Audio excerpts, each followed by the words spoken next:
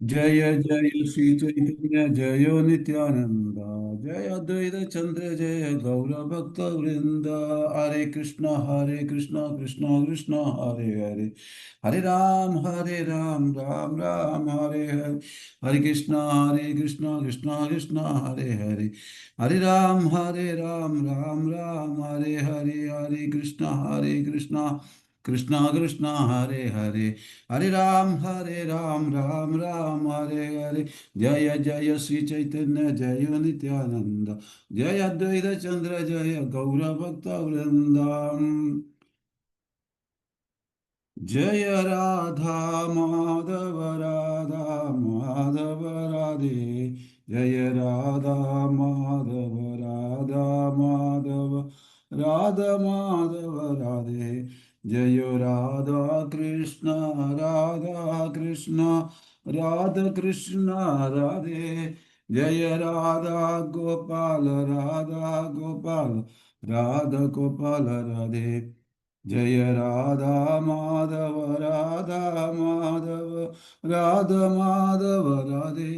जय राधा माधव कुंज बिहारी जय गोपी जन वल्लभा गिरिवरधारी यशोदानंदन ब्रज जन रंजन यमुना तीरावनचारी जय राधा माधव कुंज बिहारी गोपीजन वल्लभा गिरिवरधारी यशोदनंदन ब्रज जन रंजन यमुना तीरावनचारी जय श्री कृष्ण चैतन्य प्रभु नित्यानंद श्री अद्वैत गदाधर शिवसादि गौरभक्त वृंद हरे कृष्ण कृष्ण कृष्ण हरे हरे हरे राम राम राम हरे हरे हरे कृष्ण कृष्ण कृष्ण हरे हरे हरे राम राम राम हरे हरे हरे कृष्ण कृष्ण कृष्ण हरे हरे हरे राम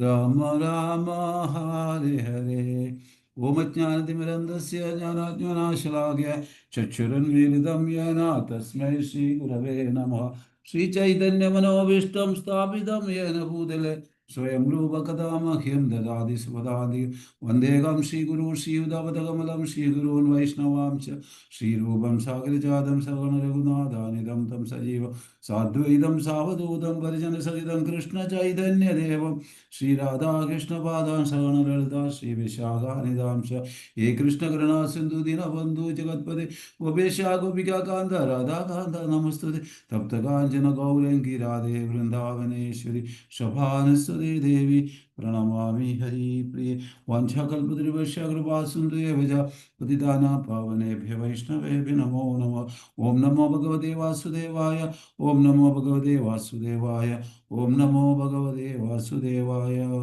हरिः ओम सत्सत् हरे कृष्ण ശ്രീ ചൈതന്യ ചരിതാമൃതം ആദിലീലയിലെ 17-ാമത്തെ അധ്യായത്തിലെ 105-ാമത്തെ ശ്ലോകം മഹാപ്രഭുവിന്റെ യൗവന ലീലകൾ എന്ന ഈ അധ്യായത്തിലെ 105-ാമത്തെ ശ്ലോകം. ഹരേ കൃഷ്ണ ഹരി ബോൾ. ശ്രീല പ്രഭാത് കി ഗുരുദേവ് കി തായ് ബ്രഹ്മാനന്ദേ ഹരി ഹരി ബോൾ. घनी ध्यानो देखे सर्वजिज्ञा महाज्योतिर्मया आनंद वैकुंठ ब्रह्मांड सबरा आश्रया गणी ध्याने देखे सर्वजिज्ञा महाज्योतिर्मया आनंद वैकुंठ ब्रह्मांड सबरा आश्रया ശില പ്രഭുപാദിന്റെ പദാനുപദ തർജ്ജിമ ശ്രദ്ധയോടെ കേൾക്കുക എല്ലാവരും. ഗണി ഗണിച്ച്, ധ്യാനെ ധ്യാനത്തിൽ, ദേഖെ കാണുന്നു, സർവ ഇജ്ഞ എല്ലാം അറിയുന്നവൻ, മഹാജ്യോതിർമയ ജ്യോതിർമയായ ശരീരം, അനന്ത അപാരമിതമായ വൈകുണ്ഠ ആധ്യാത്മിക ലോകം, ബ്രഹ്മാണ്ട ബ്രഹ്മാണ്ടങ്ങൾ, സഭാര എല്ലാവരുടെയും ആശ്രയം. വിവർത്തനം ശീല പ്രഭുപാദിക്ക് ജയ്. മഹാപ്രഭുവിൻ്റെ മഹാ തേജോമയമായ ശരീരം അനന്തമായ വൈകുണ്ഠ ലോകങ്ങളുടെ വിശ്രമസ്ഥാനമായ സർവജ്ഞനായ ജോത്സ്യൻ കണക്കുകൂട്ടലിലൂടെയും ധ്യാനത്തിലൂടെയും ദർശിച്ചു. ഇവിടെ മഹാപ്രഭു കഴിഞ്ഞ ശ്ലോകത്തിൽ പറയുന്നുണ്ട്, ഞാൻ ആരാണെന്ന് നിങ്ങൾക്ക് ജ്യോതിഷപ്രകാരം പറയാൻ സാധിക്കുമോ. അദ്ദേഹം ജനിച്ചപ്പോൾ തന്നെ നീലാംബര ചക്രവർത്തി പറഞ്ഞതാണ്, ഇത് വൈകുണ്ഠനാഥൻ തന്നെയാണെന്ന് പറഞ്ഞിട്ടുള്ളതാണ്, സാധാരണ കുട്ടിയല്ല എന്ന്. അപ്പോൾ ഇവിടെ മഹാപ്രഭു തന്നെ സ്വയം ചോദിക്കുന്നു, ആരാണെന്ന് നിനക്ക് ജ്യോതിഷ് പ്രകാരം അറിയാമോ. പണ്ടത്തെ കാലത്ത് അത് സ്വാഭാവികമായിരുന്നു. കാരണം എല്ലാവർക്കും, സാധാരണ ആൾക്കാർക്കും ഈ വക കാര്യങ്ങളൊക്കെ അറിയായിരുന്നു പണ്ടത്തെ കാലങ്ങളിൽ. പക്ഷെ ഇപ്പോൾ അതെല്ലാം നഷ്ടപ്പെട്ടു പോയി. കാരണം അങ്ങനെയുള്ള വിദ്യാഭ്യാസ സമ്പ്രദായങ്ങളൊന്നും നമ്മുടെ പാഠ്യപദ്ധതിയിൽ ഇല്ലാത്തതാണ്. പിന്നെ മനസ്സിലാക്കാനോ പഠിക്കാനോ ആരും തന്നെ സഹകരിക്കുന്നില്ല. അതൊരു പ്രശ്നം. ഇപ്പൊ ഇവിടെ പറയുന്നുണ്ട്, ഭാവാർത്ഥം ശിലപ്രഭാതിക്ക് നമുക്ക് വൈകുണ്ഠ ലോകത്തിന്റെ അഥവാ ആധ്യാത്മിക ലോകത്തിന്റെ ചില വിവരങ്ങൾ ഇവിടെ ലഭിക്കുന്നു. വൈകുണ്ഠം എന്നാൽ ഉത്കണ്ഠ ഇല്ലാത്തത്. അപ്പോൾ ഇവിടെ വളരെ പ്രധാനപ്പെട്ട ഒരു കാര്യം എന്ന് പറയുന്നത്, വൈകുണ്ഠം എന്നാൽ എന്ത്, ഉത്കണ്ഠ ഇല്ലാത്തത്. എന്താണ് ഉത്കണ്ഠ എന്നൊന്ന് നോക്കാം. അതായത് ദേവലോകത്തിലെ പ്രശ്നം എന്ന് പറഞ്ഞാൽ ഭോഗ ഐശ്വര്യങ്ങളാണ്. ദേവലോകത്തിലെ പ്രശ്നം ഭോഗ ഐശ്വര്യം. കാരണം ചൈതന്യ മഹാപ്രഭുവിനോട് തന്നെ ദേവന്മാർ പറയുന്നുണ്ട്, ഞങ്ങള് ഭോഗ ഐശ്വര്യത്തിൽ ആസക്തരായതുകൊണ്ട് ഞങ്ങൾക്ക് ആ കലിയുഗത്തിലെ ഭൗതിക ലോകത്തെ ആൾക്കാർ ഭഗവത് നാമം ജപിച്ച് ഭഗവത് സേവ ചെയ്ത് കഴിയുന്നത് അവരുടെ കൂട്ടാകാൻ ഞങ്ങൾക്ക് വളരെ ആഗ്രഹമുണ്ട്. അതുകൊണ്ട് ചൈതന്യ മഹാപ്രഭു അങ്ങ് ധർത്തിയിൽ ഈ ഭൂമിയിൽ പോകുമ്പോൾ ഞങ്ങളും വരാൻ ആഗ്രഹിക്കുന്നു എന്ന് പറയുന്നു. തന്നെയുമല്ല, ഞങ്ങളെ ഈ അവസ്ഥയിൽ എത്തിച്ചത് നിങ്ങൾ തന്നെയാണ്. കാരണം ഞങ്ങൾക്ക് ഈ ഭോഗ ഐശ്വര്യങ്ങളെല്ലാം തന്നത് കൊണ്ടാണ് ഞങ്ങൾ ഈ അവസ്ഥയിൽ എത്തിയതെന്ന് ദേവന്മാർ ചൈതന്യ മഹാപ്രഭുവോട് കംപ്ലൈൻറ്റ് ചെയ്യുന്നു. അപ്പം ഇവിടെ നരകലോകത്തിലെ ഏറ്റവും വലിയ പ്രശ്നം ഭയമാണ്. അതായത് ദേവലോകത്തിലെ പ്രശ്നം എന്താണെന്ന് വെച്ചാൽ ഭോഗമാണ്. നരകലോകത്തിലെ ഏറ്റവും വലിയ പ്രശ്നം ഭയം. അപ്പോൾ മുകളിൽ ഭോഗവും താഴെ ഭയവുമാണ്. അപ്പോൾ മിഡിലായ നമ്മൾ കഴിയുന്ന, എന്നാൽ മനുഷ്യലോകം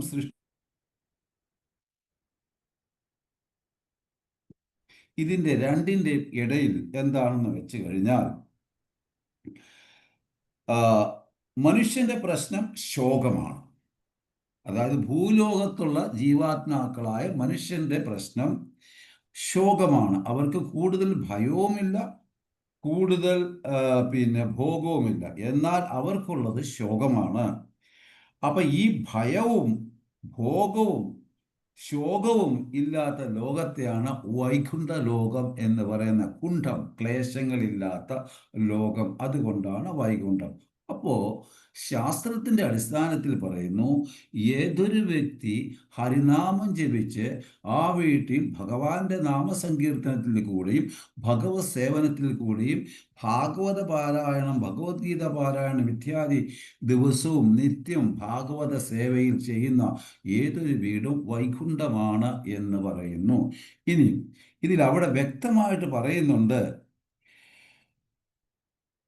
ശുഖശാസ്ത്ര കഥയാകുന്ന ഭാഗവതം കേട്ടില്ല എങ്കിൽ, അതായത് സുഖശാസ്ത്രമാകുന്ന സുഖദേവസ്വാമിയുടെ ശാസ്ത്രമായ ഭാഗവത കഥ കേട്ടില്ല എങ്കിൽ ആ വ്യക്തി ചലിക്കുന്ന പാപിയാണെന്ന് പറയപ്പെടുന്നു. ഇത് ഞാനല്ല, 4 കുമാരന്മാർ പറയുന്നതാണ്, ഭാഗവതത്തിലുള്ളതാണ്. ഏതൊരു വ്യക്തി സുഖശാസ്ത്രമായ കഥയാകുന്ന ഭാഗവതം കേട്ടില്ല എങ്കിൽ ആ വ്യക്തി ചലിക്കുന്ന പാപിയുടെ രൂപമാണെന്നാണ് പറയുന്നത്. അതുപോലെ ഇവർ പശുവിന് തുല്യമാണ്, ഭൂമിക്ക് ഭാരമാണ്. അതായത് ഒരു വ്യക്തിക്ക് 80 കിലോ വെയിറ്റ് ഉണ്ടെങ്കിൽ ആ 80 കിലോ വെയിറ്റ് ഭാഗവതോ ഭഗവത്ഗീതയോ ഹരിനാമോ ജപിക്കാത്ത വ്യക്തി ഭൂമിക്ക് ഭാരമാണെന്ന് വെച്ചാൽ ഭൂമിക്ക് ഭാരം കൊടുക്കുന്നു. മൃഗങ്ങൾ ഭൂമിക്ക് ഭാരം കൊടുക്കുന്നു. അപ്രകാരം ഇത് കാര്യങ്ങളൊന്നും ചെയ്യാത്ത വ്യക്തിക്ക് ഭൂമിക്ക് ഭാരം കൊടുക്കുന്നു. അത്ര തന്നെ ആ വ്യക്തിക്ക് യാതൊരു പ്രയോജനവുമില്ല. ഭൂമിക്ക് നമ്മൾ തന്നെ പ്രായമുള്ളവർ പറയത്തില്ല, ഇത് ഭൂമിക്ക് ഭാരമായി തന്നെയാണ് ഇവൻ ജീവിക്കുന്നത് എന്ന് പറയുന്നില്ല. അതാണ് ഇവിടെ പ്രസക്തമായി കാണിക്കുന്നത്.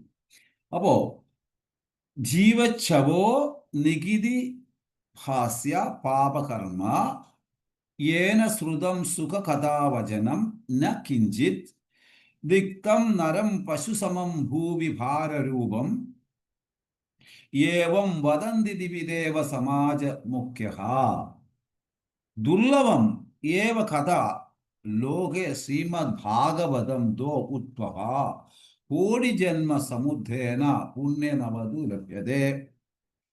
കോടി ജന്മം പുണ്യമുള്ളവർക്കാണ് ഭാഗവതം കേൾക്കുവാൻ കലിയുഗത്തിൽ ഭാഗ്യം കിട്ടുന്നെന്നാണ് ശാസ്ത്രം പറയുന്നത്, 4 കുമാരന്മാർ പറയുന്നത്. അപ്പോൾ ഏതൊരു വ്യക്തി ശാസ്ത്രം പഠിക്കുവാനുള്ള ഭാഗ്യം കിട്ടുന്നു, ആ വ്യക്തിക്ക് കോടിക്കണക്കിന് പുണ്യത്തിന്റെ ഫലം ഉള്ള വ്യക്തികൾക്കാണ് അങ്ങനെ ഒരു ഭാഗ്യം കിട്ടുന്നതെന്ന് ശാസ്ത്രം പറയുന്നു. ഇവിടെ ഈ 3 കാര്യം, ഭോഗവും ഭയവും പിന്നെ ശോകവും ഇപ്പോൾ ഇല്ലാത്ത ലോകമാണ് ലോകം. ആ വൈകുണ്ഠനാഥനാണ് മഹാപ്രഭു, ചൈതന്യ മഹാപ്രഭു. അത് കിട്ടിയില്ല, കിട്ടിയത് പോയി, കുറഞ്ഞു പോയി. എനിക്കത് കിട്ടിയില്ല, എനിക്കിത് കിട്ടിയില്ല, എനിക്ക് കിട്ടിയത് കുറഞ്ഞു പോയി, കരഞ്ഞുകൊണ്ടേ ഇരിക്കുന്നു എപ്പോഴും നമ്മളിങ്ങനെ. എനിക്ക് അതായില്ല, ഇതായില്ല, അവർക്ക് അതുകൊണ്ട് എനിക്കിതില്ല, അവർക്ക് കിട്ടുന്നുണ്ട് എനിക്ക് കിട്ടുന്നില്ല എന്ന് പറഞ്ഞ് നമ്മൾ കരഞ്ഞുകൊണ്ടേ ഇരിക്കുന്നു. എത്ര കിട്ടിയാലും മതിയും വരില്ല. ഇതാണ് ഭൂലോകത്തുള്ളവരുടെ അവസ്ഥ. അപ്പോ ആധ്യാത്മിക അറിവ് കിട്ടാൻ എല്ലാ സൗകര്യവും ഭൂലോകത്തുണ്ട്. ഭഗവത് കൃപയാൽ, ആചാര്യന്മാരുടെ കൃപയാൽ ഈ ഭൂലോകത്തെ ആധ്യാത്മിക അറിവ് കിട്ടാൻ വേണ്ടിയുള്ള എല്ലാ സൗകര്യങ്ങളും ഈ ഭൂലോകത്തുണ്ട്, എല്ലായിടത്തും ഉണ്ട്. എന്നാൽ ദേവതകൾ പറയുന്നു, 5-ാം സ്കന്ധം വ്യക്തമായിട്ട് പറയുന്നുണ്ട്, കൽപ്പായുസ്സു സ്ഥാനീയ പുനർഭാവ. ഭയത്തിന്റെ കാരണം പരിവർത്തനം മരണശേഷമുള്ളത് നഷ്ടപ്പെടുമോ, അല്ലെങ്കിൽ എനിക്ക് കിട്ടിയത് എൻ്റെ നഷ്ടപ്പെടുമോ, എനിക്കുള്ളത് നഷ്ടപ്പെടുമോ എന്നൊക്കെയുള്ള ഭയമാണ്. മരണശേഷം പരിവർത്തനം സംഭവിക്കുമോ, ഇതൊക്കെയാണ് ഭയത്തിന്റെ കാരണം. ഇതൊന്നുമില്ലാത്ത ലോകമാണ് വൈകുണ്ഠം. ഭാരതത്തിൽ ക്ഷണസമയം ജീവൻ കിട്ടിയാൽ ഞാൻ അതിശ്രേഷ്ഠനായി കാണുന്നു. അറിവുള്ളവർ പറയുന്നു, ഈ ഭാരതവർഷത്തിലെ ഒരു ക്ഷണമായ സമയത്ത് ജീവൻ കിട്ടിയാൽ ഞാൻ അതിഭാഗ്യവാനാണെന്നും അതിശ്രേഷ്ഠനാണെന്നും പറയപ്പെടുന്നു. കഥാവാചാൻ സ്വയം ശുദ്ധിക്ക് വേണ്ടി ചെയ്യുന്നു. അപ്പൊ ഏതൊരു വ്യക്തി കഥ പറയുന്നു, ഭഗവത് കാര്യങ്ങൾ പറയുന്നു, എന്തിനു വേണ്ടിയാണെങ്കിൽ ആണെന്ന് വെച്ച് കഴിഞ്ഞാൽ ആ വ്യക്തി സ്വയം ശുദ്ധീകരിക്കുകയാണ്. ഈ മനോഭാവത്തോടു കൂടി വേണം ആ കഥാവാചകൻ തൻ്റെ പ്രഭാഷണങ്ങൾ പറയുവാനും എടുക്കുവാനും. എങ്കിൽ മാത്രമേ അതിൻ്റെ അകത്ത് ശക്തി ഉണ്ടാവുകയുള്ളൂ. അപ്പോൾ കഥാവാചൻ സ്വയം ശുദ്ധിക്ക് വേണ്ടി ചെയ്യുന്നു. തഥാപി കീർത്തനം അംഗ യഥാ മതി യഥാ ശ്രുതം കീർത്തിം ഹരേ സ്വം സത്കർത്തും ഗിരിം അന്യാഭിലാസിതാം എന്ന് വെച്ചാൽ, കീർത്തനത്തിന്റെ പുറകെ, അതായത് കീർത്തനത്തിന്റെ പുറകിലെ മൂല്യ ലക്ഷ്യം, വൈദിക ശാസ്ത്രം മുഴുവൻ പഠിക്കാൻ പറ്റില്ല. ഒരു വ്യക്തിക്കും വൈദിക ശാസ്ത്രം മുഴുവൻ പഠിക്കാൻ പറ്റില്ല, പഠിച്ചത് ഓർക്കാനും പറ്റില്ല. ഭഗവാന്റെ കീർത്തനം ചെയ്യുമ്പോൾ, അതുകൊണ്ടാണ് ഇവിടെ പറയുന്നത് യഥാമതി യഥാ ശ്രുതം എന്ന് പറയുന്നത്. പഠിച്ചത് ഓർക്കാൻ പറ്റില്ല, പഠിക്കാൻ പറ്റില്ല മുഴുവനുമായിട്ട്. അതുപോലെ ഭഗവാന്റെ കീർത്തനം ചെയ്യുമ്പോൾ, കീർത്തിയെ വർണ്ണം ചെയ്യുമ്പോൾ ഗിരിം അന്യാഭിലാഷിത, എൻ്റെ വാണി ശുദ്ധമാകുന്നു. അപ്പൊ ഏത് വ്യക്തി ഭഗവാന്റെ നാമങ്ങളെ, കഥകളെ, ഗുണങ്ങളെ, ലീലകളെ ഇത്യാദി കീർത്തനം ഇത്യാദി ചെയ്യുന്ന വ്യക്തികള്, ആ വ്യക്തിയുടെ നാവ്, വാണി ശുദ്ധമാകുന്നു, ചെവി ശുദ്ധമാകുന്നു, ചിത്ത് ശുദ്ധമാകുന്നു, കഥാവാചന്റെ മാനസിക നില സ്വയം ശുദ്ധമാകുന്നു.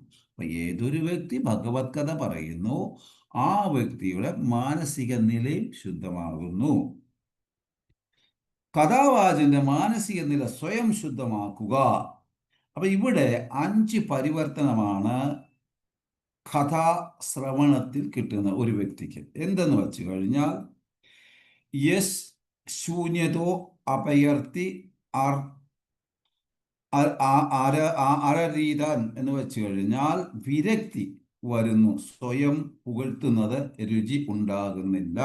അപ്പം ഭഗവാന്റെ കാര്യങ്ങൾ പറയുന്നതും കേൾക്കുന്നതും ആ വ്യക്തിക്ക് വിരക്തി വരുന്നു, സ്വയം അവരെ പുകഴ്ത്തുമ്പോൾ ഉണ്ടാകുന്ന അതിൽ രുചി ഉണ്ടാകുന്നത്. ഉദാഹരണം പറയാൻ, മഹാഭാരതത്തിലോട്ടൊന്ന് പോയി കഴിഞ്ഞാൽ, മഹാഭാരത യുദ്ധം നടക്കുന്ന സമയത്ത് അർജുനൻ ആ 17-ാമത്തെയോ 18-ാമത്തെയോ ദിവസമാണ് കർണന്റെ യുദ്ധത്തിൽ പ്രവേശിക്കുന്നു.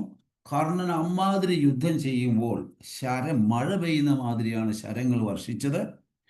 അപ്പോൾ അവിടെ യുധിഷ്ഠിര മഹാരാജിന് പരിക്ക് പറ്റുന്നു. അദ്ദേഹം സൈന്യ കുരുക്ഷേത്രം വിട്ട് പോകുന്നു. അപ്പം അർജുനന് വേവലാതി, എന്ത് സംഭവിച്ചു എന്ന്.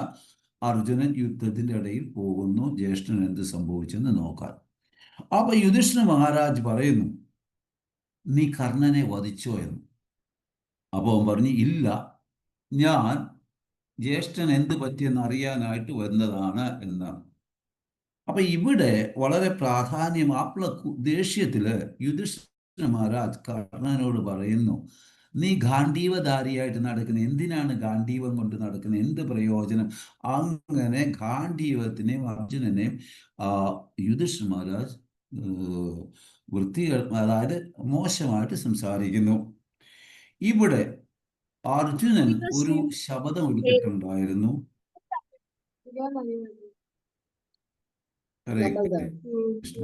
അർജുനൻ ഇവിടെ ഒരു ശപഥം എടുത്തിട്ടുണ്ടായിരുന്നു, എൻ്റെ ഗാണ്ഡീവത്തെ ഏത് വ്യക്തി ദുഷിക്കുന്നുവോ, മോശമായി സംസാരിക്കുന്നു, ആ വ്യക്തിയുടെ ജീവൻ ഞാൻ എടുക്കും എന്ന്. അപ്പൊ എന്താ സംഭവിച്ചത്? അപ്പൊ തന്നെ അർജുനൻ അമ്പെടുക്കുന്നു, അസ്ത്രമെടുക്കുന്നു. കൃഷ്ണൻ കൈക്ക് പിടിച്ച്, നീ എന്താ ചെയ്യാൻ പോണേ? അപ്പൊ കൃഷ്ണന്റെ അടുക്ക പറയുന്നു, ഞാൻ ഇങ്ങനെ ശപഥം എടുത്തിട്ടുണ്ട്, എൻ്റെ ശപഥം നടത്തണം. അപ്പൊ എന്ത് ചെയ്തു? അപ്പൊ കൃഷ്ണൻ പറഞ്ഞു, നിന്റെ ജ്യേഷ്ഠനെ നീ എങ്ങനെയാ വധിക്കുന്നേ? അപ്പൊ കുന്തിമാതായ്ക്ക് കൊടുത്തത് 5 മക്കളും ഒരു കേട് കൂടാതെ ഞാൻ തിരിച്ചു തന്നോളാമെന്ന് വാക്ക് കൊടുത്തിട്ടുണ്ട്, അത് പാലിക്കാനും പറ്റത്തില്ല.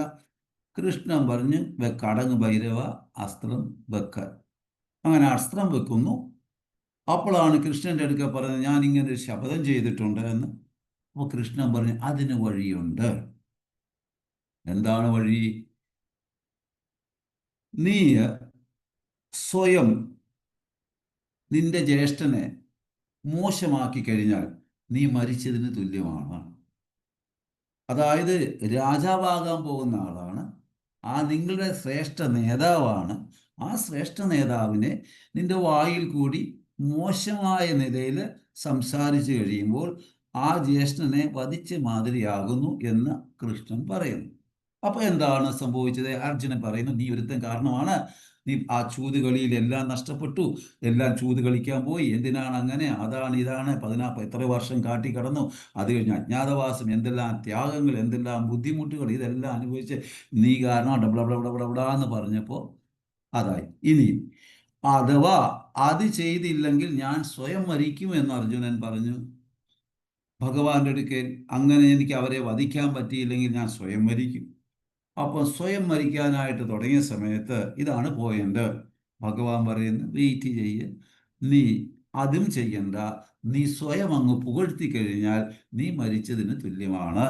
ഇത് നമുക്ക് വളരെ വളരെ ഗുണപാഠമാണ്. ഒരു ഭക്തൻ ഒരിക്കലും സ്വയം പുകഴ്ത്തുവാനോ അത് കേൾക്കുവാനോ അതിനോട് ഒരിക്കലും താല്പര്യം കാണിക്കരുത്.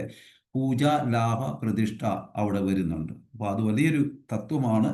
വളരെ ഒട്ടുമിക്ക ആൾക്കാർക്കും ഉണ്ടാകുന്ന ഒരു പ്രശ്നമാണ്. ഇവിടെ അത് അതിലോട്ട് കയറുന്നില്ല, അത് വേറെ അതിലോട്ട് ഞാൻ കയറുന്നില്ല. അപ്പൊ അവിടെ സംഭവിച്ചത് എന്താന്ന് വെച്ച് കഴിഞ്ഞാൽ, ആ സമയത്ത് അർജുനൻ സ്വയം അങ്ങോട്ട് പുകഴ്ത്താൻ തുടങ്ങി. എൻ്റെ ഗാന്ധീവം അങ്ങനെയാണ്, ഞാനുണ്ടെങ്കിലേ ജയിക്കുകയുള്ളൂ, അങ്ങനെയാണ് ഇങ്ങനെയാണ് യുദ്ധം, അതങ്ങനെ പറഞ്ഞപ്പോൾ ഭഗവാൻ പറഞ്ഞു, മതി, നീ സ്വയം പുകഴ്ത്തി, നീ സ്വയം മരിച്ചതിന് തുല്യമാണ്. അപ്പൊ അതാണ് ഞാനിവിടെ ഇപ്പം നമുക്ക് ഇവിടെ പറഞ്ഞു വെച്ചത്. ഇനി ഇവിടെ വരുന്നുണ്ട്. അപ്പോ വിരക്തി ഉണ്ടാകുന്നു, ഒന്ന്. രണ്ടാമത്തെ കാര്യം തൃഷ്ണ. വ്യത്യസ്ത പ്രകാരത്തില് ഭൗതിക ഇച്ഛ, മാനസിക നില നഷ്ടമാകുന്നു. രണ്ട് കാരണം. മൂന്ന് വരുന്നത് സത്യം, ശുശ്രുത്യാദി. സത്വഗുണത്തിൽ വികാസനം വരുന്നു. സത്വഗുണം എന്തൊക്കെയാണ്? സ്ഥിരത, ശാന്തി, സുഖം, ഉയരം, ഭക്തി, ഇതെല്ലാം വരും. ഭക്തിം ഹരോ എന്ന് വെച്ചാൽ, നാലാമത്തെ കാര്യം ഭക്തിം ഹരോ എന്ന് വെച്ചാൽ ഹൃദയത്തിന്റെ അകത്ത് ഭക്തി ഉടലെടുക്കുന്നു. നിസ്വാർത്ഥ സേവാഭാവം ഭക്തിയുടെ അർത്ഥമാണ്. അപ്പം ഹൃദയത്തിന്റെ അന്തർഭാഗത്ത് നാലാമത്തേത് ഭക്തി ഉടലെടുക്കുന്നു. ഭക്തിയുടെ അർത്ഥം എന്ന് പറഞ്ഞു കഴിഞ്ഞാൽ നിസ്വാർത്ഥ സേവാ മനോഭാവം. ഇതാണ് യഥാർത്ഥ ഭക്തിയുടെ അർത്ഥം. നിഷ്കാമ ഭക്തി. 5 പുരുഷ സഖാ സാഖ്യം. പരസ്പരം സ്നേഹം ഉയരുന്നു. അപ്പം ഇതാണ് സത്സംഗത്തിന്റെ ഭക്തരും തമ്മിലുള്ള ഒരു ഡിവോട്ടി കെയർ. പരസ്പരം അവർ തമ്മിൽ പരസ്പരം ഒരു ബന്ധം ഉയരുന്നു. ഇതാണ് ശ്രവണവും കീർത്തനത്തിന്റെയും മഹിമ. ഇതാണ് മഹാപ്രഭു നമ്മളെ പഠിപ്പിച്ചു തരുന്നത്. ഇനി വൈകുണ്ഠം എന്നാൽ ഉത്കണ്ഠയില്ലാതെ എന്നർത്ഥം. ഭൗതിക ലോകത്തിൽ എല്ലാവരും ഉത്കണ്ഠരാണ്. പക്ഷേ ഉത്കണ്ഠയില്ലാത്ത മറ്റൊരു ലോകത്തേക്ക് കുറിച്ച് ഭഗവത്ഗീത 8:20 വിവരിക്കുന്നുണ്ട്. പരസ്തസ്മാത്തു ഭാവോ അന്യോ അവ്യക്തോ അവ്യക്താത് സനാതനഃ യാഹ സ സർവേഷു ഭൂതേഷു നശ്യത്സു ന വിനശ്യതി. വ്യക്തവും അവ്യക്തവും ഭൗതിക പ്രകൃതിക്കതീതമായി സനാതനമായ മറ്റൊരു അവ്യക്ത പ്രകൃതിയുണ്ട്. സമുത്കൃഷ്ടമായ അതിന് ഒരിക്കലും നാശമില്ല. സർഗാവസാനത്തിലും അതുപോലെ നിലനിൽക്കുന്നു. അപ്പോൾ മഹാപ്രളയമാണ് ഏറ്റവും വലിയ പ്രളയം. ആ ഏറ്റവും വലിയ പ്രളയം വരുമ്പോൾ ദേവീധാമം ഒഴിച്ചിട്ട് ബാക്കി ധാമങ്ങളെല്ലാം നശിക്കുന്നു.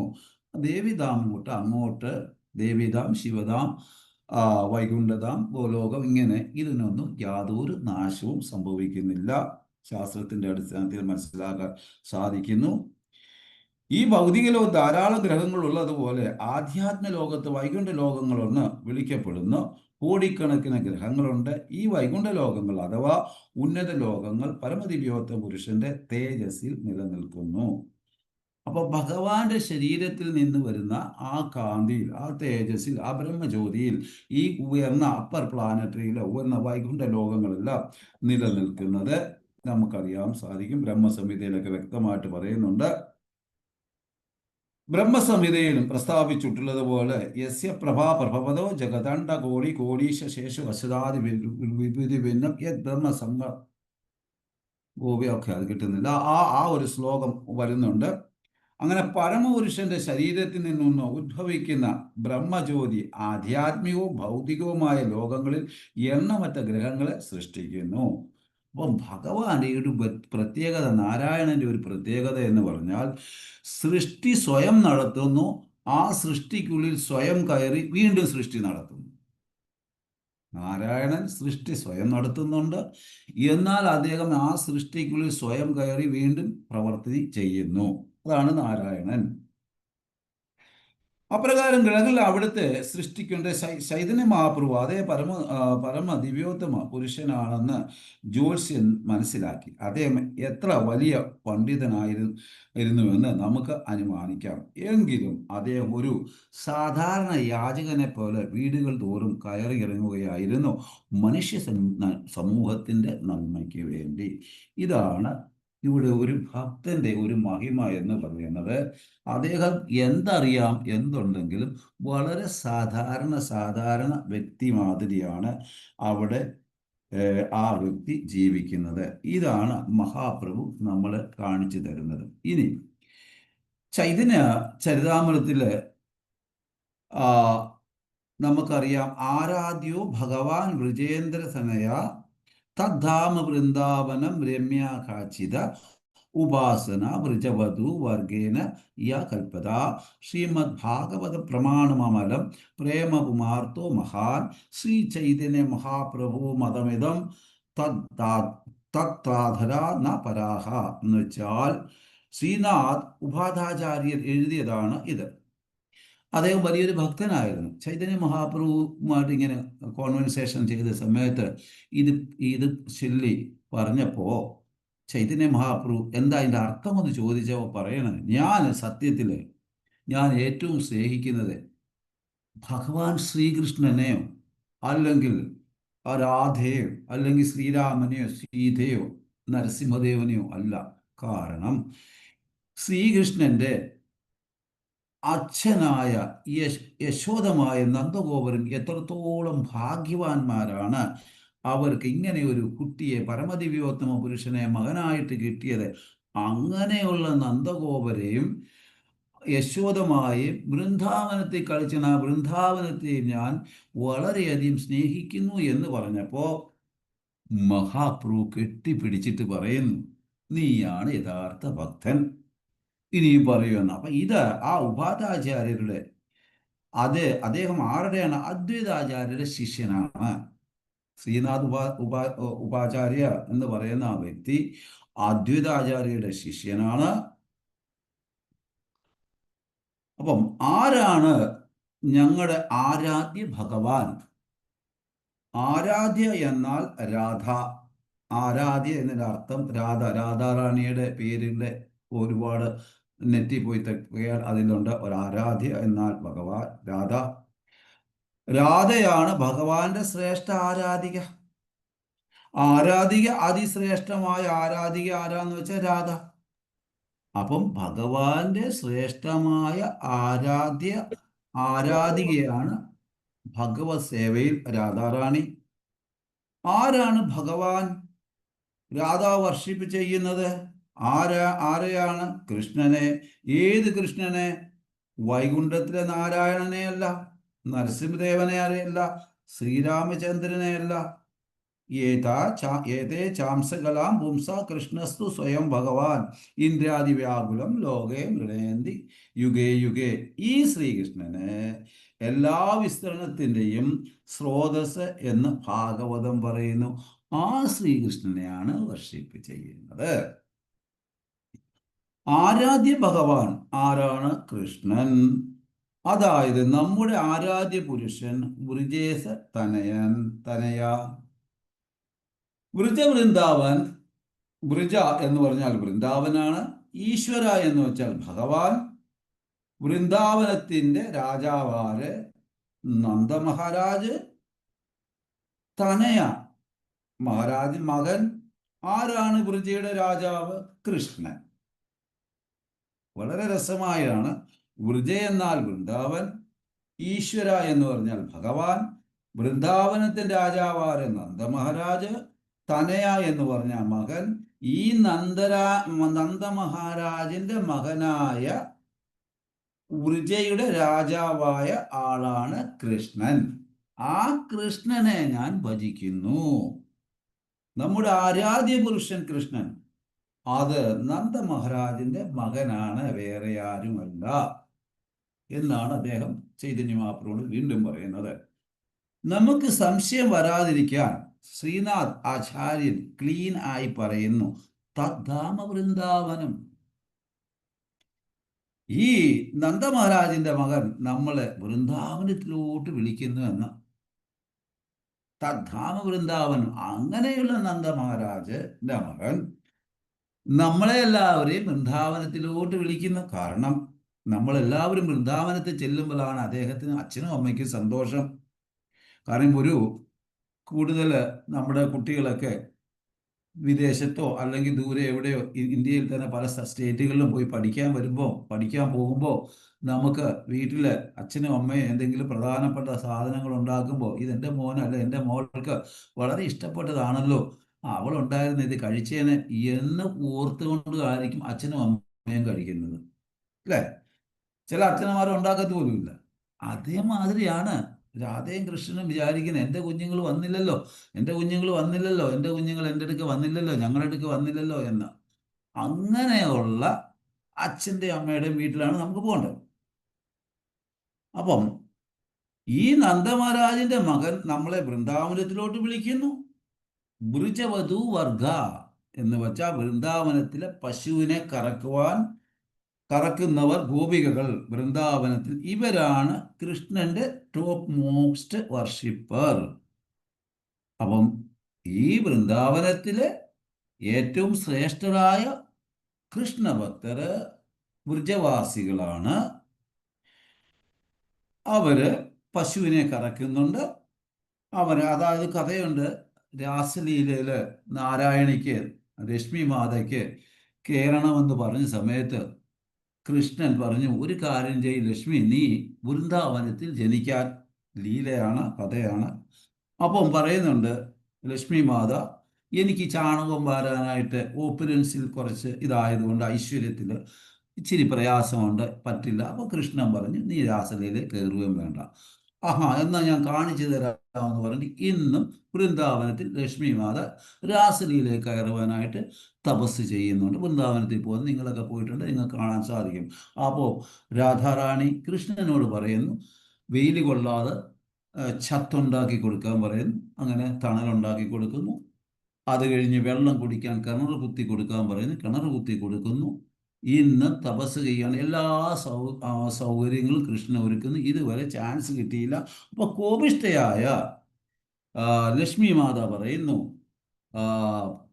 ഞാൻ ശപിക്കുന്നു, വൃന്ദാവനത്തിലെ എല്ലാ ഐശ്വര്യങ്ങളും നഷ്ടപ്പെട്ടു പോകട്ടെ. അപ്പൊ രാധാറാണി പറയുന്നു, വൃന്ദാവനത്തിൽ ഐശ്വര്യം വേണ്ട, പക്ഷേ ഞാൻ അവരെ അനുഗ്രഹിക്കുന്നു, ഒരു നേരം പോലും അവർ പട്ടിണി കിടക്കത്തില്ല എന്ന് രാധാറാണി അനുഗ്രഹിക്കും. കാരണം ഏതാണ്ട് 600, 700, 800 എത്രയോ ക്ഷേത്രങ്ങളുണ്ട്.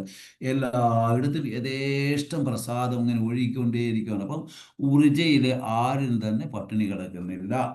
ഇതാണ് ഇത്. ജസ്റ്റ് ഒരു ഉദാഹരണം പറഞ്ഞതേ ഉള്ളൂ. ഐശ്വര്യം ഭാവം വരുമ്പോൾ ഉണ്ടാകുന്ന ആൾക്കാർക്കുണ്ടാകുന്ന മാറ്റങ്ങളെ പറ്റി. പക്ഷേ ലക്ഷ്മി മാത നമുക്ക് കാണിച്ചു തരുവാണ്. അതിശ്രേഷ്ഠമായ അവസ്ഥയാണ് ലക്ഷ്മി മാതാവിൻ്റെ ഉദാഹരണം തന്നേ ഉള്ളൂ. അപ്പോഴാന്ന് വെച്ചാൽ ഈ അറിവ് കിട്ടുന്ന ശ്രീമദ് ഭാഗവതത്തിൽ നിന്നും. ശ്രീമദ് ഭാഗവത പ്രമാണം അമലം പ്രേമ പുമാന്യോ. ഭാഗവതവും കൃഷ്ണനും തമ്മിൽ യാതൊരു വ്യത്യാസവുമില്ല. മഹാപ്രേമം ഗോപികളുടെ മൂഡിൽ വേണമെന്ന് മാത്രം. അപ്പോൾ ഏതൊരു വ്യക്തി കൃഷ്ണനെ പ്രേമിക്കുന്നെങ്കിൽ ഗോപികകളുടെ ആ മൂഡാണ് ഒരു വ്യക്തിയുടെ യഥാർത്ഥ കൃഷ്ണഭക്തന്റെ ആ മൂഡ് എന്ന് പറയുന്നത്. അപ്പോൾ ഭാഗവതം കൃഷ്ണൻ തമ്മിൽ വ്യത്യാസമില്ല. ശ്രീ ചൈതന്യ മഹാപ്രഭു മതമിതം. ശ്രീ ചൈതന്യ മഹാപ്രഭുവിന്റെ അഭിപ്രായം ഇതാണെന്നാണ് അദ്ദേഹം വ്യക്തമാക്കുന്നത്. ചൈതന്യ മഹാപ്രഭു മതമിതം, എൻ്റെ അഭിപ്രായം ഇതാണെന്ന് പറഞ്ഞു. അപ്പൊ ചൈതന്യ മഹാപ്രഭു കുറെ കാര്യങ്ങൾ അതിനെ പറ്റി വർണ്ണിക്കുന്നത് എന്താണെന്ന് വെച്ചാൽ, കൃഷ്ണനെ ആരാധിക്കൂ. ഏത് കൃഷ്ണൻ? നന്ദ മഹാരാജിന്റെ മകനായ കൃഷ്ണനെയാണ് ആരാധിക്കേണ്ടതെന്ന് ചൈതന്യ മഹാപ്രഭു പറയുന്നു. രണ്ടാമത്തെ, വൃന്ദാവനത്തിൽ താമസിക്കുന്ന കൃഷ്ണനെ. 3, കൃഷ്ണന്റെ ഏറ്റവും ശ്രേഷ്ഠ ഭക്തർ ആരെന്ന് വെച്ചാൽ അത് ഗോപികകളും ഗോപന്മാരുമാണ്. 4, എവിടെ പറയുന്നു? ശ്രീമദ് ഭാഗവതം. 5, നമ്മുടെ ലക്ഷ്യം എന്താണ്? കൃഷ്ണപ്രേമം. കൃഷ്ണഭക്തരുടെ കൂടെ കൃഷ്ണകഥകൾ കേൾക്കുക, കൃഷ്ണപ്രേമം, ഇതാണ് നമ്മളുടെ ലക്ഷ്യം. 6, ഇത് ആരുടെ അഭിപ്രായം? ചൈതന്യ മഹാപ്രഭുവിന്റെ അഭിപ്രായം. 7, ഇത് പരമസത്യം എന്ന് ചൈതന്യ മഹാപ്രഭു തെളിയിച്ചു തരുന്നു. ചൈതന്യലീല പഠിക്കുമ്പോൾ നമുക്ക് കാണാൻ സാധിക്കും പരമസത്യം ഇതാണെന്ന്. ചൈതന്യ മഹാപ്രഭു അദ്ദേഹത്തിന്റെ പല ലീലകളിൽ കൂടി നമുക്ക് കാണിച്ചു തരുന്നു. കൃഷ്ണനും വൃന്ദാവനവും തമ്മിൽ വ്യത്യാസമില്ല എന്ന് കാണിച്ചു തരുന്നു ഇവിടെ. ആരാണ് ഇത് പറയുന്ന? ശ്രേഷ്ഠ ഭക്തി രാധ പറയും.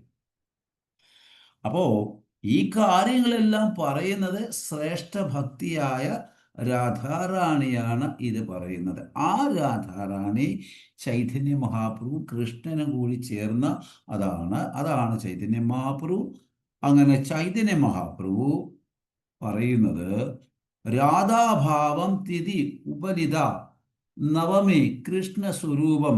രാധാറാണിയുടെ മൂഡിൽ കൃഷ്ണ ചൈതന്യൻ പറയുന്നു, ഗോൾഡൻ കൃഷ്ണൻ പറയുന്നു, രാധാറാണിയുടെ മൂഡില് കൃഷ്ണ ചൈതന്യനാകുന്ന ഗോൾഡൻ കൃഷ്ണനാണ് ഈ പറയുന്നത്. രാധാറാണിയുടെ മൂഡിൽ ഹരിനാമം ജപിക്കുക, കൃഷ്ണനാമം പ്രചരിപ്പിക്കുക, ഇതാണ് ചൈതന്യ മൂഡ്. അപ്പം ചൈതന്യ മഹാപ്രഭു ഈ ഭൂലോകത്ത് വന്ന് അദ്ദേഹത്തിൻ്റെ ലീലകളെല്ലാം ചെയ്തത് ഭഗവാന്റെ നാമം പ്രചരിപ്പിക്കാനും. അതുവരെ എല്ലാവരും വൈകുണ്ഠം വരെ പോകുള്ളായിരുന്നു. മഹാപ്രഭു വന്നിട്ടാണ് ശരിക്കും കൃഷ്ണപ്രേമം തന്ന് ഗോലോകത്തിലോട്ടുള്ള വഴി എല്ലാവർക്കും കാണിച്ചു കൊടുത്തത്.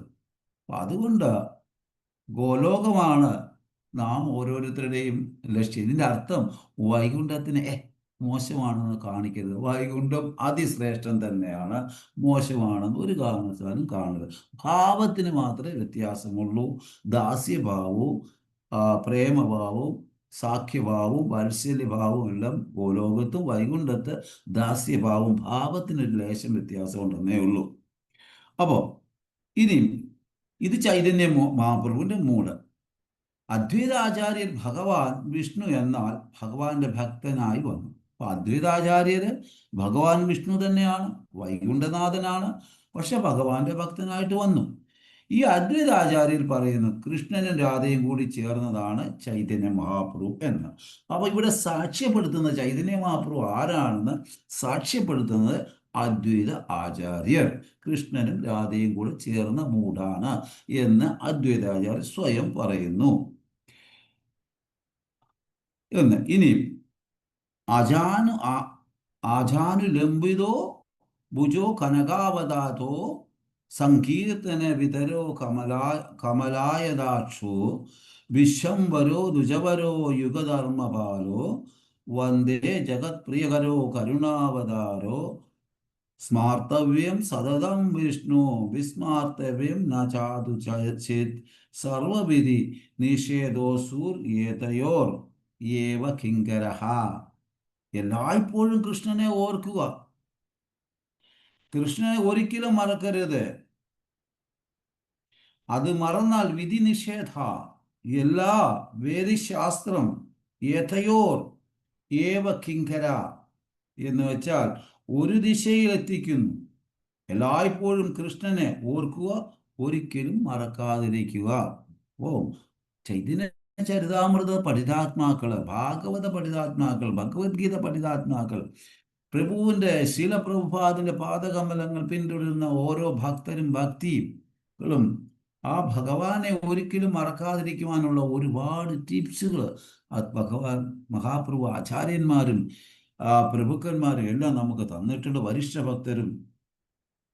ഇവിടെ ഭഗവത്ഗീതയിൽ 18:58 പറയുന്നുണ്ട്, മച്ചിത്തഹ സർവദുർഗാണി മത്പ്രസാദ തത്തരിഷ്യസി അതചേത്വാ അഹങ്കാരാർ ന ശ്രേഷസി വിനംഗിഷ്യസി എന്ന് വെച്ച് കഴിഞ്ഞാൽ എന്നെക്കുറിച്ച് ബോധവാൻ ആയിരുന്നാൽ നിനക്ക് എൻ്റെ പ്രസാദം കൊണ്ട് ബദ്ധജീവിതത്തിലെ സകല പ്രയാസത്തെയും അതിജീവിക്കാൻ കഴിയും. അപ്പൊ ഭഗവാനെ കുറിച്ച് ബോധവാനാക്കി തരുവാണ് മഹാപ്രഭു ആചാര്യന്മാരും രാധാറാണിയും ഗോപന്മാരും ഗോപികകളും എന്ന് വേണ്ട സർവഗ്രന്ഥങ്ങളും നമുക്ക് ഇവിടെ തരുന്നത് ഭഗവാനെ കുറിച്ച് നമ്മളെ ബോധവാൻ ആക്കി തരികയാണ്. അപ്പൊ ഈ ഭഗവാൻ ഭഗവത്ഗീതയിൽ പറയുന്നത് എന്നെക്കുറിച്ച് ബോധവാനായിരുന്നാൽ അങ്ങനെയുള്ള വ്യക്തി നിനക്ക് എൻ്റെ പ്രസാദം കൊണ്ട്, ഭഗവാന്റെ പ്രസാദം കൊണ്ട് ബദ്ധജീവിതത്തിലെ സകല പ്രയാസത്തെയും അതിജീവിക്കാൻ കഴിയും. അപ്പൊ ഏതൊരു വ്യക്തി ഭൗതിക ലോകത്തില് ജന്മ മൃത്യു ജരാവ്യാധി ദുഃഖ ദോഷാനുദർശനം എന്ന് പറയുന്ന ബന്ധനത്തെ അതിജീവിക്കാൻ സാധിക്കും എന്നുള്ളതാണ് ഭഗവാൻ ഇവിടെ വ്യക്തമായിട്ട് പറയുന്നത്. ഇതാണ് മഹാപ്രഭു പരിശ്രമിക്കുന്നത്, പ്രഭുപാദ് പരിശ്രമിച്ചിട്ടുള്ളത്, പ്രഭുപാദിൻ്റെ ശിഷ്യഗണങ്ങൾ പരിശ്രമിക്കുന്നത്, ആ ശിഷ്യഗണങ്ങളുടെ ശിഷ്യന്മാർ പരിശ്രമിക്കുന്നത്, എല്ലാവരെയും ഈ ബന്ധത്തിൽ നിന്ന് മോചിതരാക്കുവാൻ വേണ്ടി ഭഗവാൻ ശ്രീകൃഷ്ണനുമായിട്ട് കൂടുതൽ ബോധവാന്മാരാക്കുക, കൃഷ്ണനെ പറ്റി കൂടുതൽ ബോധവൽക്കരിക്കുക, അതിൽ കൂടി ഭഗവാൻ അവരെ ശുദ്ധമാക്കിക്കൊണ്ട് കൃഷ്ണാവബോധത്തിൽ മുന്നേറുവാനുള്ള അവസരങ്ങൾ ഉണ്ടാക്കി കൊടുക്കുന്നു. അടുത്തത് ജേനോ തേനോ പ്രകാരേണ മനകൃഷ്ണ നിവേശയ. ഏതു തരത്തിലും കൃഷ്ണനെ ഓർക്കുക. അപ്പം എങ്ങനെയായാലും ഏത് ക്ലേശങ്ങൾ വന്നാലും പ്രയാസങ്ങൾ വന്നാലും ബുദ്ധിമുട്ട് വന്നാലും നല്ലത് വന്നാലും ചീത്ത വന്നാലും കൃഷ്ണനെ ഓർക്കുക. ദുഷ്കരം സുകരം ഭവേത്. ചൈതന്യ മഹാപ്രഭുവിനെയോ കൃഷ്ണനെയോ ഓർക്കുക പ്രയാസം എന്നാൽ എളുപ്പവുമാണ്. വിസ്മൃതം വിപരീതം. ഓർത്തില്ലെങ്കിൽ കൃഷ്ണനെ മഹാപ്രഭുവിനെ നമ്മുടെ ജീവിതത്തിലെ നിസ്സാരമായ കാര്യങ്ങൾ പ്രയാസകരമായിട്ട് മാറും. അപ്പം ഏതൊരു വ്യക്തി തൻ്റെ ജീവിതത്തിൽ ഭഗവാനെയോ മഹാപ്രഭുവിനെയോ രാമനെയോ സീതയോ നരസിംഹദേവനെയോ മറ്റ് അവതാരങ്ങളെയൊക്കെ ഭഗവാനുമായിട്ട് വിഷ്ണുവിനെയൊക്കെ ഓർത്തില്ല എങ്കിൽ, ആ വ്യക്തിയുടെ നാരായണനെയോ ഓർത്തില്ല എങ്കിൽ ആ വ്യക്തിയുടെ ജീവിതത്തിൽ നിസ്സാരമായിട്ട് സാധിക്കേണ്ട കാര്യങ്ങൾ വളരെ പ്രയാസമായി തീരും എന്ന് ശാസ്ത്രത്തിന്റെ അടിസ്ഥാനത്തിൽ നമുക്ക് മനസ്സിലാക്കി തരുന്നു.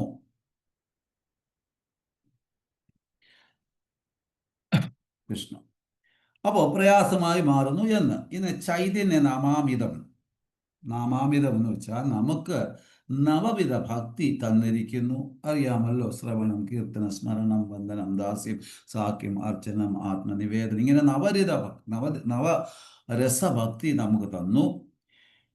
ഇവിടെ ഭഗവാന്റെ യൂത്ത് ലീല എന്ന് പറഞ്ഞ യൗവന ലീലയിലോട്ട് നമുക്ക് കയറാം. ഈ അധ്യായം അത് തന്നെയാണല്ലോ. ഒരു ബ്രാഹ്മണൻ ചൈതന്യ മഹാപ്രഭുവിന്റെ കീർത്തന സംഘത്തിൽ കയറാൻ ശ്രീവാസ പ്രഭുവിൻ്റെ അങ്കണത്തിൽ ശ്രമിച്ചു. പക്ഷേ ആ ചാൻസ് കയറ്റിയില്ല, അദ്ദേഹത്തിന് അനുവാദം കൊടുത്തില്ല. അടുത്ത ദിവസം ബ്രാഹ്മണൻ ഗംഗയുടെ തീരത്ത് വെച്ച് ചൈതന്യ മഹാപ്രഭുവിനെ കണ്ടുമുട്ടുന്നു. ബ്രാഹ്മണൻ പറഞ്ഞു, എന്നെ ഇതുപോലെ നിങ്ങളുടെ ആൾക്കാർ കീർത്തനത്തിൽ കയറ്റിയില്ല, അതിന് ഉത്തരവാദി നിങ്ങളുമാണ്. അപ്പം നിങ്ങളുടെ കൂട്ടാളികൾ അത് കാരണം ഞാൻ നിങ്ങളെ ശപിക്കുന്നു, നിങ്ങൾ വീടിന് വെളിയിൽ പോകാൻ ഇടവരട്ടെ എന്ന് ബ്രാഹ്മണൻ ശപിക്കുന്നു തൻ്റെ ഉടൂലിൽ പിടിച്ചുകൊണ്ട്. അപ്പോൾ ചൈതന്യ മഹാപ്രഭു വളരെയധികം അതിസന്തോഷവാനാകുന്നു.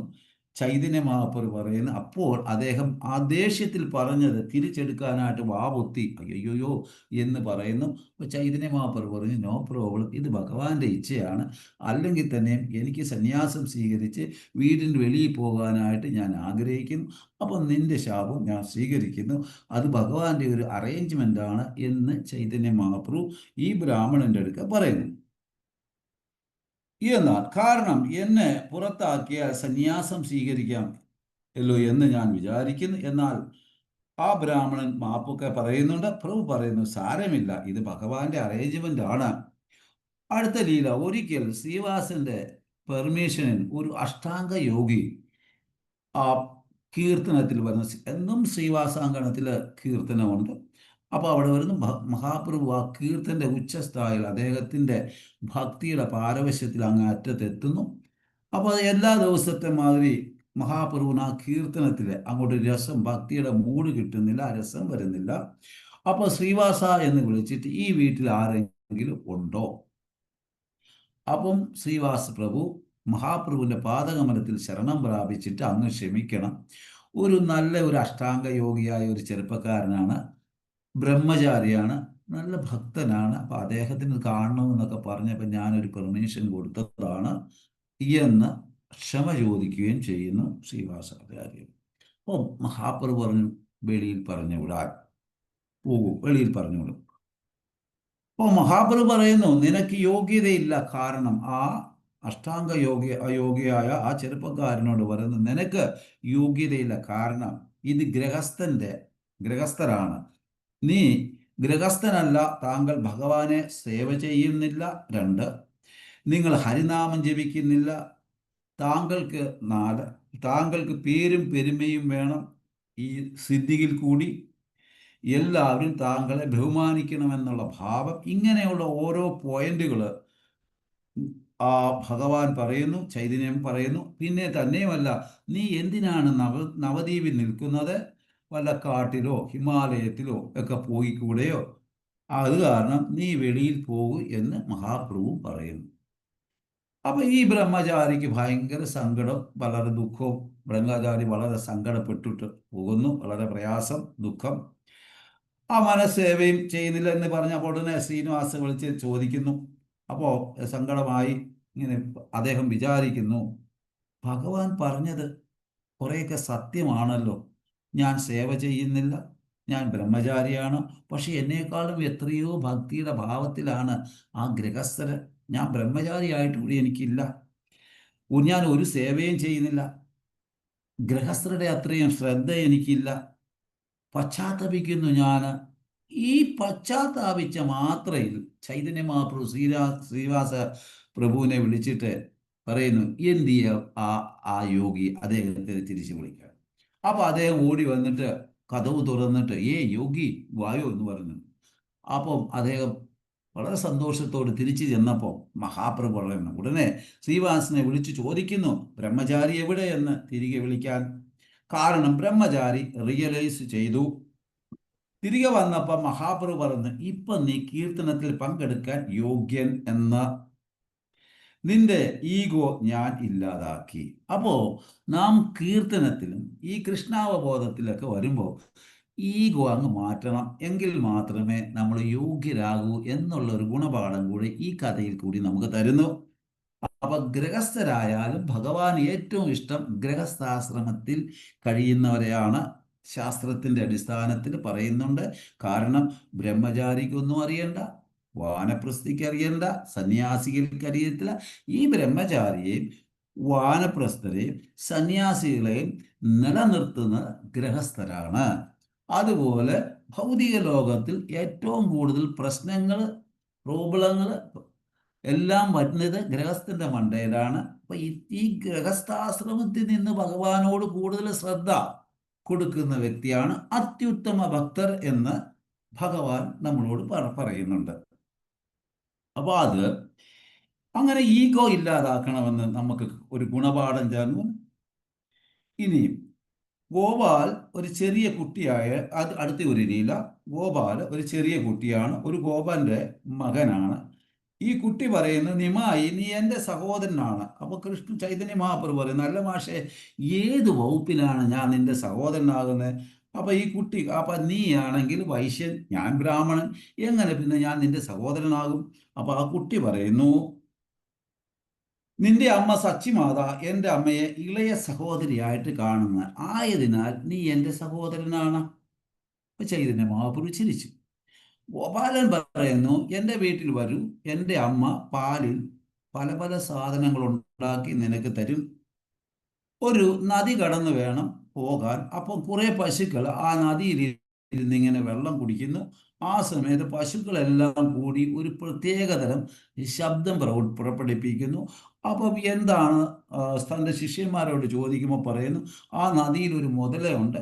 മുതല വന്ന് അറ്റാക്ക് ചെയ്യാതിരിക്കാൻ വേണ്ടിയാണ് പശുക്കളെല്ലാം കൂടി ഒന്നിച്ച് ഈ പ്രത്യേകതരം ശബ്ദം പുറപ്പെടുവിക്കുന്നത് എന്ന് പറയപ്പെടുന്നു. അപ്പോ ചൈതന്യ മഹാപ്രഭു എല്ലാവരെയും കൂടി വിളിക്കുന്നു. എല്ലാവരും ഒന്നിച്ച് കീർത്തനം ചെയ്യാൻ പറയുന്നു. അങ്ങനെ അവരെല്ലാവരും, മഹാപ്രഭു എല്ലാം കൂടെ ഒന്നിച്ച് കീർത്തനം ചെയ്യുന്നു. ആ കീർത്തനം കേട്ട മാത്രയിൽ മുതല പതുക്കെ പതുക്കെ പതുക്കെ കരയിലോട്ട് കയറി വരുന്നു. അവസാനം ചൈതന്യ മഹാപ്രഭുവിന്റെ പാദത്തെ തൊടുന്നു. ഈ പാദത്തിൽ തൊട്ട മാത്രയിൽ മുതല വളരെ വളരെ വളരെ ശ്രേഷ്ഠമായ ഒരു വ്യക്തിയായി മാറുന്നു. വീണ്ടും ഉച്ചത്തിൽ കീർത്തനം ചെയ്യാനായിട്ട് ചൈതന്യ മഹാപ്രഭു പറയുന്ന മുതല ചൈതന്യ മഹാപ്രഭുവിന്റെ കാലിൽ തൊട്ടു. ഉടനെ വലിയ ഒരു തേജസ്വി രൂപം കിട്ടി. നീ ആരാണ്? ഞാൻ ഇന്ദ്രലോകത്തിൽ നിന്ന് വന്നതാണ്. 5 വയസ്സായപ്പോൾ ഞാൻ വെള്ളത്തിൽ കളിച്ചുകൊണ്ടിരുന്ന സമയത്ത്, കുട്ടിയുടെ അനുഭവം പറയാണ്, കളിച്ചുകൊണ്ടിരുന്ന സമയത്ത് ഒരു മുനി ഉറങ്ങുകയായിരുന്നു. ഞാൻ ആ മുനിയുടെ ശിക്ക മുറിച്ചു. അത് വേറെ ആരുമല്ല, ദുർവാസ മുനിയായിരുന്നു. എങ്ങനെയുണ്ട്? നല്ല രസമല്ലയോ?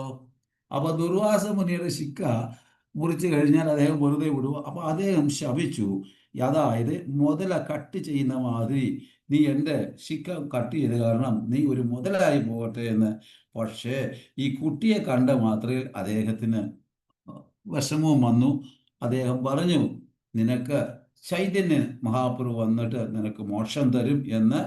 അതാണ് ഇവിടെ നടന്നത്. അപ്പോൾ ഈ ഈ ഈ 2 വർഷമോ 3 വർഷമോ 4 വർഷമോ ഒക്കെ ദേവലോകത്ത് 4 ദിവസമായിട്ടാണ് കാണുന്നത്. അപ്പോൾ തന്തന് ആ മോക്ഷം കിട്ടിയ മാത്രമല്ല അച്ഛനും അമ്മയും ഫ്ലൈറ്റ് കൊണ്ട് വന്നിട്ട്, നീ എവിടെയായിരുന്നു? നിന്നെ ഞാൻ എവിടെയൊക്കെ നോക്കി എന്നൊക്കെ പറഞ്ഞ് കുട്ടിയെ അവിടെ പറയുന്നു. അവർക്ക് കൂടുതൽ ദിവസമൊന്നും തോന്നുന്നില്ല. അതുപോലെ ഒരു കഥ ഇവിടെ പറഞ്ഞിട്ട് നമുക്ക് നിർത്താം, സമയമാകുന്നു. ദേവാനന്ദ പണ്ഡിറ്റ് എന്ന് പറയുന്ന ഒരു വലിയൊരു ഒരു ഭാഗവത സ്കോളർ ഉണ്ടായിരുന്നു. പക്ഷെ ഭാഗവതമൊക്കെ വലിയ പണ്ഡിതനാണെന്ന് അദ്ദേഹത്തിന് ദേവാനന്ദ പണ്ഡിറ്റിന് ഒരു ഭാവം ഉണ്ടായിരുന്നു. ക്ലാസ് എടുക്കുമായിരുന്നു. പക്ഷെങ്കിൽ മാധുര്യം, അതായത് പ്രേമം വളരെ കുറവായിരുന്നു. ഒരിക്കൽ ശ്രീവാസ് പണ്ഡിതൻ ഈ ഭാഗവതം കേൾക്കാനായിട്ട് അവിടെ വരുന്നു. അങ്ങനെ പണ്ഡിത് കൃഷ്ണന്റെ കാര്യം കേട്ട മാതിരി ആ ശ്രീവാസ പണ്ഡിതൻ കൃഷ്ണന്റെ കഥകളും കാര്യങ്ങളും കേട്ട മാത്രയിൽ ആ ഭക്തിയുടെ മൂടിൽ വരികയും അദ്ദേഹം ബോധം കെട്ട് വീഴുന്നു. അങ്ങനെ ദേവാനന്ദ പണ്ഡിറ്റ് പറയുന്നു, എൻ്റെ ക്ലാസ് താങ്കൾ തടസ്സപ്പെടുത്തി, അങ്ങനെ ഇങ്ങനെയൊക്കെ ഇയാൾ അങ്ങ് പറയുന്നു, ഇയാളെ വെളിയിൽ ആക്കൂ എന്ന് ശിഷ്യന്മാരോട് പറയുന്നു. ഇത് ചൈതന്യ മഹാപ്രഭു അറിയുന്നുണ്ട്. വളരെ വിഷമത്തിലായി. അറിഞ്ഞ മാത്രമേ ചൈതന്യ മഹാപ്രഭു ദേവാനന്ദ പണ്ഡിതനെ പിന്നെ ഒരിക്കലും കാണാൻ ആഗ്രഹിച്ചില്ല. പിന്നീട് വക്കേശ്വര പണ്ഡിതനിൽ നിന്ന് ദേവാനന്ദ പ്രശ്നം, കൃഷ്ണൻ സയൻസ് പഠിക്കുന്നു ഈ പണ്ഡിതൻ. ഇത് മനസ്സിലാക്കി തെറ്റ് തൻ്റെ ഒരു ദിവസം ഗുയ്യഗ്രാമം ദേവാനന്ദ പണ്ഡിറ്റും മഹാപ്രഭുവും നേർക്കുനേർ കണ്ടുമുട്ടി. അവിടെ ശ്രീനിവാസ് പണ്ഡിതന്റെ കാല് പിടിച്ച് മാപ്പ് അപേക്ഷിക്കുന്നു. അപ്പോൾ ശ്രീനിവാസ് പണ്ഡിതൻ കെട്ടിപ്പിടിച്ചു. അവരങ്ങോട്ടും ഇങ്ങോട്ടും പരസ്പരം ചർച്ച ചെയ്തു. ചൈതന്യ മഹാപ്രഭു അനുഗ്രഹം കൊടുത്തു. അങ്ങനെ ഭക്തനായി. ഹരേ കൃഷ്ണ. എന്തെങ്കിലും സംശയം ഉണ്ടെങ്കിൽ ചോദിക്കാം. Hari Krishna. Hare Krishna. Thank you so much പ്രഭു. Thank you so much. Hare Krishna. ഭക്തന്മാർക്ക് എന്തെങ്കിലും ഡൗട്ട് ഉണ്ടെങ്കിൽ ദയവായി ചോദിക്കുക. ഹരേ കൃഷ്ണ. ഹരേ കൃഷ്ണ പ്രഭു. പ്രണാമം പ്രഭു. നല്ല ക്ലാസ് പ്രഭു. ഒരു സംശയം പ്രഭു, ഈ കഥാശ്രവണത്തിൽ ഒരു വ്യക്തിക്ക് കിട്ടുന്ന 5 ഗുണങ്ങളെ കുറിച്ച് പ്രഭു പറഞ്ഞല്ലോ. അതില് ഒന്ന് വിരക്തി ഉണ്ടാവും. സെക്കൻഡ് എന്തായിരുന്നു പ്രഭു പറഞ്ഞത്? ഒന്ന് വിരക്തി വരുന്നുണ്ട്. പിന്നെ ഭോഗത്തോടുള്ള ആസക്തി വരുന്നില്ല. ഭഗവാനുമായിട്ട് കൂടുതൽ ബന്ധം നമുക്ക് സാധിക്കുന്നു.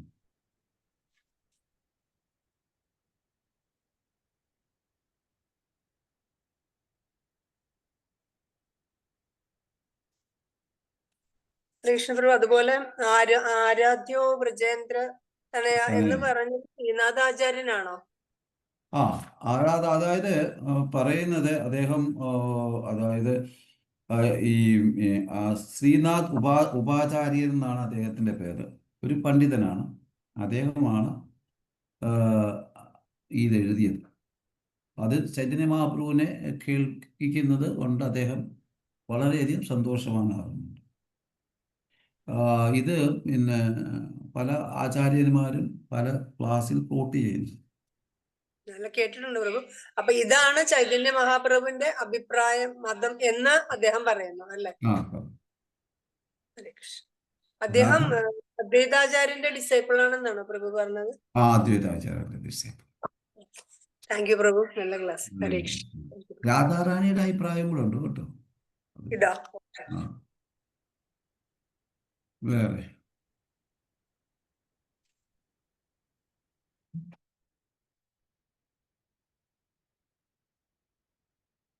ഹരേ കൃഷ്ണ.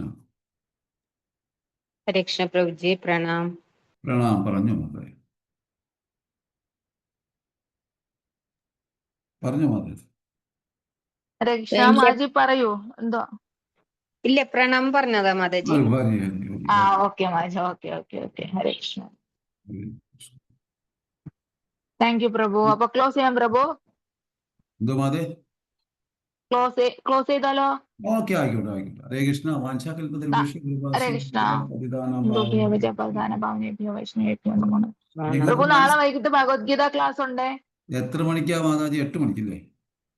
7 പ്രഭു, 7. Okay okay. ഹരേ കൃഷ്ണ. എല്ലാവർക്കും താങ്ക് യു പ്രഭു. മനസ്സിലാകുന്നുണ്ടല്ലോ ഹരേ കൃഷ്ണ. നിങ്ങൾക്ക്? ഹരിബോൾ. ഹരേ കൃഷ്ണ. എന്തോ പ്രഭു? മനസ്സിലാകുന്നുണ്ടല്ലോ മാതാജി? മനസ്സിലാവുന്നുണ്ട് പ്രഭു, തീർച്ചയായിട്ടും തീർച്ചയായിട്ടും. ഹരേ കൃഷ്ണ, ഹരേ കൃഷ്ണ. ഹരേ കൃഷ്ണ. താങ്ക് യു ഹരേ പ്രഭു. ഹരേ കൃഷ്ണ. കൃഷ്ണ. ഹരേ കൃഷ്ണ. ഹരേ കൃഷ്ണ. ഹരേ കൃഷ്ണ. ദേവ ദേവ. ഹരേ കൃഷ്ണ. ഹരേ കൃഷ്ണ.